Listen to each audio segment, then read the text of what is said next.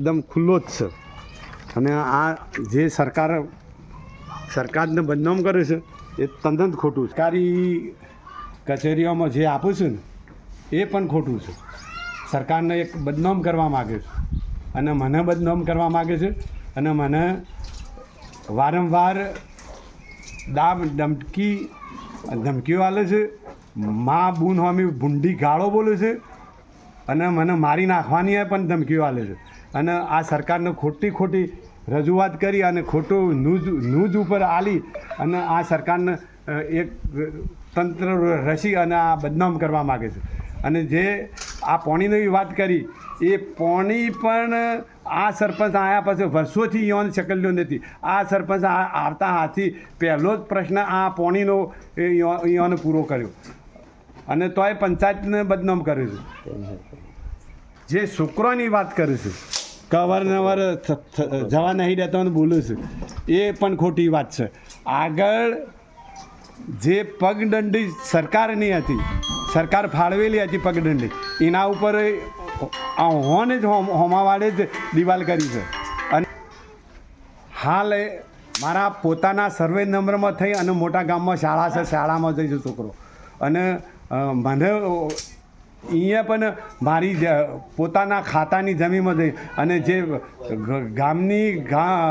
ગામતળમાં પગદંડી રસ્તો હતો એના ઉપર અહીંયાની દિવાલ કરી છે અને રસ્તો હોકળો કરી નાખ્યો છે.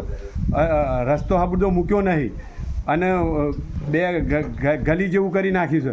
અને પછી છોકરો મારા ખેતરમાં થઈને જઈશે અને એ પોતે અહીંયાને આ જે લખે છે ને કરે છે ને એ પોતે આ રસ્તો અહીંયા પણ અહીંયાને જ રોક્યો છે અને દિવાલ કરેલી છે. હું સર્વે લાવી અને એ પણ તપાસ કરીને જોયું તો ખરેખર અહીંયાને આ દબાણ કર્યું છે. રોકવાની વાત કરી છે તો તમે જુઓ અને ટીડીઓ સાહેબને, મામલતદાર સાહેબને અને ન્યૂઝવાળા લાવી અને બદનામ કરતા હતા ટીડીઓ સાહેબને, મામલતદાર સાહેબને. તો ટીડીઓ સાહેબ આવી અને આ થડ ઉપર તો લાકડો પડી રહ્યો છે અને ફેન્સીએ પણ પડી રહી છે. તમે જુઓ સાહેબો કે આ જે લાકડો છે ને એ પણ અહીંયાને મૂક્યો છે, આ ફેન્સીએ અહીંયાને કરી છે અને પાછા બદનામ ટીડીઓ સાહેબને ને ગોમને કરે છે અને બીજા અમારા જેવાનો ખોટો નામ ઉસ્કારે છે. અને આ ફેન્સી પણ અહીંયાને કરી છે અને એ ન્યૂઝવાળાને એ લાયા છે. અને ટીડીઓ સાહેબ પોતે જાતે આવી અને આ જે ફેન્સી અને અહીં તો મોજૂદ પડી રહ્યું છે. અને આવા બદનામ સરકારને એ કરે છે, ટીડીઓને સાહેબને કરે છે, મામલતદાર સાહેબને કરે છે અને કલેક્ટર સાહેબના અહીં જઈને ધરણો કરે છે. આવા તદ્દન ખોટું છે. અને જે રસ્તાની વાત કરે છે સાહેબ, તો અગાઉ 5 વર્ષ અગાઉથી જે તે સરપંચ હતા એ સરપંચ આરસીસી રોડ કરેલો છે. અને જે આ કાદાવ કિશનની વાત કરે છે એ પણ ખોટી વાત છે. આ એક જાતનું ચલન છે.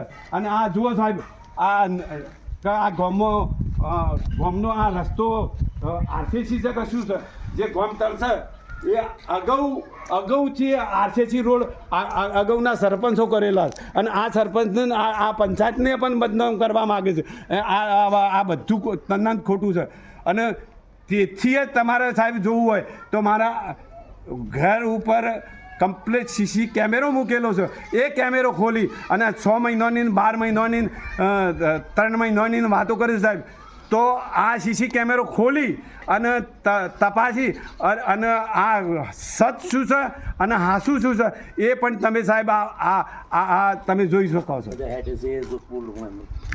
જે કહી છે કે છોકરાને નથી જવા દેતા ને મને દૂધ લઈને નહીં જવા દેતા ને મને હબુદા જવા નહીં દેતા, તો આ સીસી કેમેરો ખોલી અને સવાર 24 કલાક ખુલ્લો છે, રાત દિવસ.